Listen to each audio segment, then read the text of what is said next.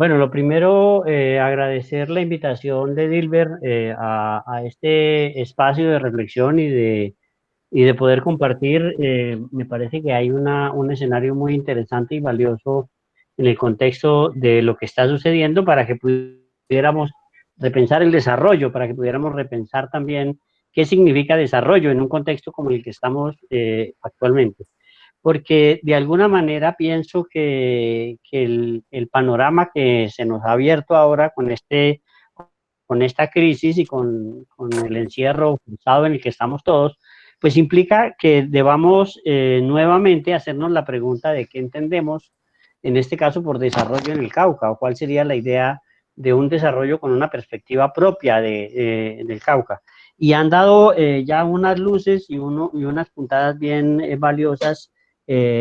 quienes me antecedieron en la palabra, porque creo que la gran pregunta es si hay una sola visión de desarrollo en el Cauca o si efectivamente hay múltiples visiones de desarrollo y muchas veces no hemos logrado tener los espacios suficientes para hacerlas coincidir, para que de alguna manera las distintas concepciones de lo que significa el bienestar o lo que significa el progreso no son las mismas en todos los procesos comunitarios o en todos los procesos sociales del Cauca, y eso ha hecho que desde diferentes instancias uno vea esfuerzos valiosos de planificar, de pensar el futuro, pero a veces no logran convocar a la mayoría. Y como no se logra convocar a la mayoría, puede ser muchos esfuerzos, inclusive hechos por la propia comunidad o los propios sectores sociales del Cauca, pues no han logrado tener los frutos que se aspiraban. En ese sentido, vale la pena resaltar Discúlpeme la un momentico, perspectiva. doctor Carlos. Gerson Nazarit, por favor, apague el micrófono. Gerson Nazarit, apague eso, listo. Gracias. Siga, doctor Eh, Corredor. gracias. En esa perspectiva creo que estaba... Que cierren las cámaras, por favor. Eh, Gracias. En esa perspectiva creo que estaba la idea planteada por Walter, que eh, debemos reconocer que hay unas trayectorias y unos caminos andados también por los procesos comunitarios y deben encontrarse con el planteamiento que estaba haciendo ahora Aurelio. Y es la idea de que no basta con tener el proceso organizativo, se requiere que eso también conjugue con un proceso económico concreto. O sea, no podemos seguir pensando que lo organizativo nos va a solucionar todo si eso no lo podemos concretar en espacios de producción, en espacios de mayor capacidad, digamos, de empleo, de mayor generación de procesos de agregación de valor. Entonces, de alguna manera creo que hay un reto valioso y es, sabemos la capacidad organizativa de las comunidades, pero también sabemos que esa capacidad organizativa aún no logra plantearse un proyecto económico que también sea coherente con la capacidad organizativa. Y que de alguna manera, por el otro lado, el sector empresarial tiene hoy en día una propuesta, una capacidad, tiene algunas apuestas que han mostrado caminos valiosos e interesantes y que en cualquier caso, cualquier proceso económico que quiera ser transformador en un contexto como el del Cauca, debe ser un proceso que parta de la asociatividad, que parta de pensar de manera colectiva y no solamente que piense fundamentalmente en que lo único que hay detrás de cualquier economía es el lucro y la utilidad privada, sino que creo que hemos aprendido también que es necesario que todo lo que implica la producción también se refleje en mejores condiciones de vida para las comunidades. Y ahí entonces pues vienen reflexiones necesarias sobre lo que ha sido los últimos años de la perspectiva del crecimiento en el Cauca. El repunte del sector industrial, digamos, con bastante importancia, que ha logrado como posicionarse como el primer sector jalonador del Producto Interno Bruto, pero el segundo sector, nos guste o no, en el Cauca es las entidades públicas. Entonces, cuando uno mira los agregados económicos y encuentra que el segundo sector jalonador de la economía es el sector público, pues también al sector público le obligan una serie de obligaciones y relaciones que pueden ser valiosas e interesantes en este momento. Y la tercera idea que quisiera plantear es, tal vez no nos hemos dado cuenta, pero lo que está sucediendo va a cambiar radicalmente el papel del Estado. porque si efectivamente el Estado benefactor había desaparecido, yo creo que va a volver. Y va a volver porque es imposible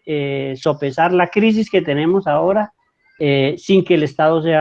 haga un nuevo papel redistribuidor y un nuevo papel de generador de procesos económicos de mayor dinamismo. Pensemos en la cantidad de pequeños negocios que hoy en día efectivamente están cerrando y que están al borde de la quiebra, para solo mencionar en Popayán. En Popayán, la encuesta del DANE sobre micronegocios calculaba que había 28.000 micronegocios, de los cuales el 80% son unidades de unipersonal, es decir, una persona que tiene un negocio del cual vive él, su familia y lo demás, que hoy en día no tiene absolutamente cómo sobrevivir. Si hoy en día no le exigimos al Estado una intervención efectiva sobre estos procesos, puede ser muy catastrófico en términos sociales. Entonces creo que lo que estamos viviendo debe cambiar también la perspectiva de cómo el Estado ha funcionado y reclamar, digamos, de alguna manera un contexto distinto en función de poder hacer una reactivación económica que también incluya amplios sectores de la sociedad que están teniendo dificultades serias, inclusive para la misma alimentación. Y ahí valdría la pena pensarse tres cosas. El futuro obliga a que nos pensemos los sistemas de abastecimiento alimentario de Popayán y de las ciudades intermedias como Santander de Quilichao y en este caso como El Bordo. ¿Cómo son los sistemas, digamos, de abastecimiento alimentario de estas ciudades, para pensar que ese podría ser el primer reto para reconstruir un poco las dinámicas de la economía regional? El segundo gran reto es, y creo que en eso muy acertadamente lo planteaba Aura Livia, la idea de cómo la academia se compromete más con estos procesos de impulsar la economía en una dinámica no solamente de reflexionar la distancia, sino de comprometerse activamente con procesos económicos, pero creo que esos procesos económicos, por la perspectiva de lo que somos y por la manera como se han construido, tendrían que recurrir mucho más a la asociatividad, a las formas de economía solidaria y a la capacidad que tengamos para hacer una economía que sea incluyente y no concentradora del ingreso, que es una de las grandes dificultades que podríamos decir siguen existiendo. El tercer elemento que me parece fundamental en esta idea de cómo repensar lo económico es la posibilidad de que empecemos a dar una transición hacia elementos de agroecología más pegados con la protección del medio ambiente, porque es necesario reconocer que la crisis que estamos viviendo es una crisis que también nos debe llamar a la reflexión sobre el modelo depredador que se ha logrado construir y que ha desatado un poco inclusive esta pandemia. Entonces, una transición hacia formas productivas que sean más agroecológicas, más pensadas en la preservación de la naturaleza, podrían ser elementos interesantes, y que sé que para transitar en el Cauca tendríamos condiciones para hacerlo, porque muchas de las experiencias que hoy andan, lo productivo, están en ese camino. Yo dejaría esta columna que me han invitado a hacer ahí para poder después complementar o argumentar un poco más estos elementos. Muchas gracias.